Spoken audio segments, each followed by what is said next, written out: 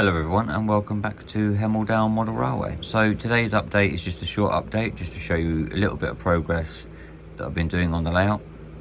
This will include a laser cut kit that I'm building for some bridges and some retaining walls, and also a little bit of static grass work around the embankment and the signal box area. So without further ado, let's crack on with the video.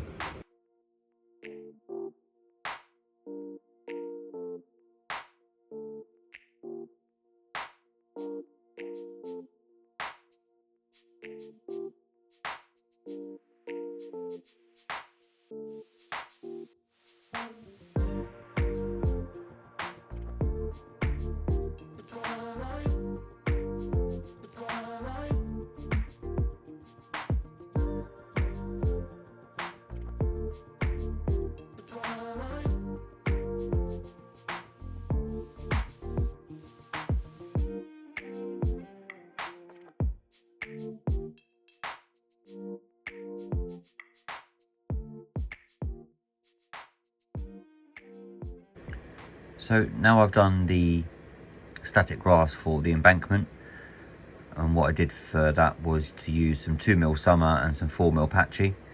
I've now started to add in the wire for the fence posts. They are quite fiddly, but I think the effect does look pretty good. So I've done 3 lines in there, and I've just got one more to do in the top, and then I'll relay some muds down on here just to make it look like a footpath on this section, and this will be for where people are sort of viewing and, you know, can walk sort of kind of almost line side. So let me just move the camera up and I'll show you the other section that I'm working on. So this is the section where the signal box is.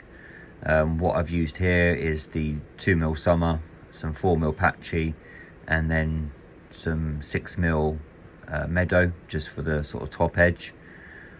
I've added in some gauge master bushing just along this section, and then I'll mix that up with some other types of bushes and stuff as well, just so it doesn't, you know, look so sort of uniform and stuff like it does here. There'll be a little bit more detail added to it and some colours as well.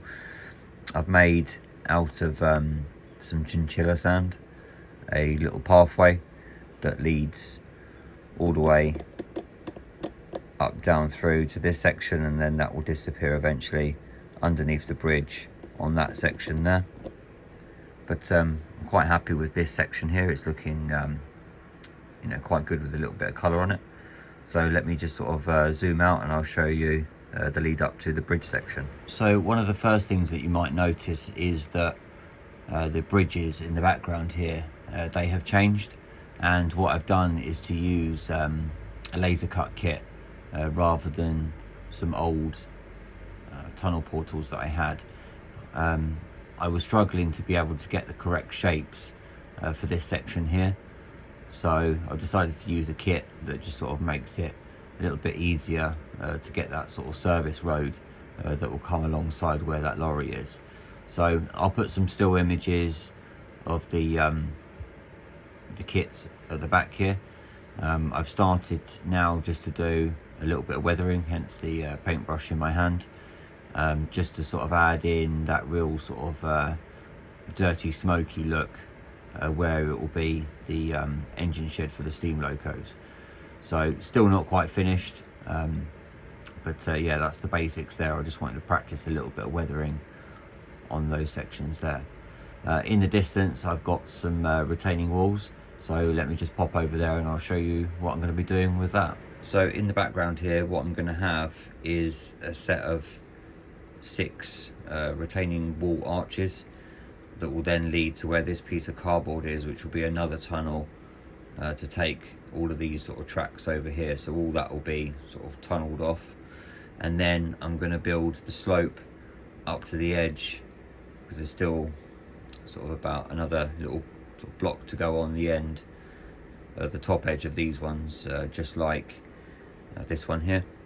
So once the top edge is on that, I'll then create a small slope from the top of where the castle scene will be, and it will slope down back into those walls and kind of blend in. I've started to add in another piece of polystyrene. I will join that to this piece to make it all one piece, and that will kind of hide the edge of this service roads that will go in there.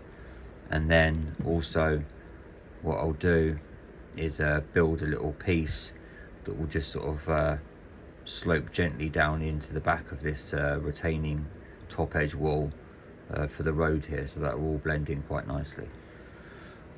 With this bridge, the reason that I've sort of taken another support out of here is because with the kit it's got a slight edge on it, and I needed to have a thinner piece of wood, so that block in there was originally under here, but now what I'm doing is changing it for some 6mm ply, just to make a little support in there, and then I can use that edge of the tunnel there and sort of butt it up close and put some brick paper on.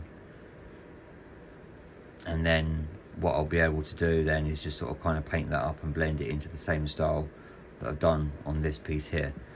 So the brick work will be exactly the same as this piece here. With the ballasting, so at the moment I've not ballasted any of the points because I'm going to take those points out and put in some point motors in the future. So for now they're just going to stay like that, and my next plan will be, once I've got all of these bridges marked out and all the supports in place, I can then finalise all the ballast for these 4 tracks here, and then I can pin down these tracks in here.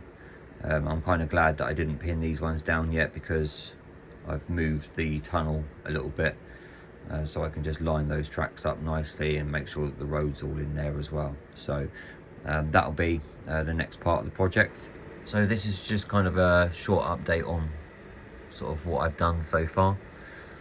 I will have an opportunity to do a lot more up here because I've changed my job coming out of nights and working more of a evening or afternoon, should I say, to midnight job. So it means that I've got a lot more time during the day to be able to come up here. So you should start to see some slightly shorter but more regular updates as I progress on building the layout. So hopefully in the next video I should have most of these bridges and retaining walls all complete and hopefully half painted. I should be then on to ballasting this section up here, and also into this one down in this section.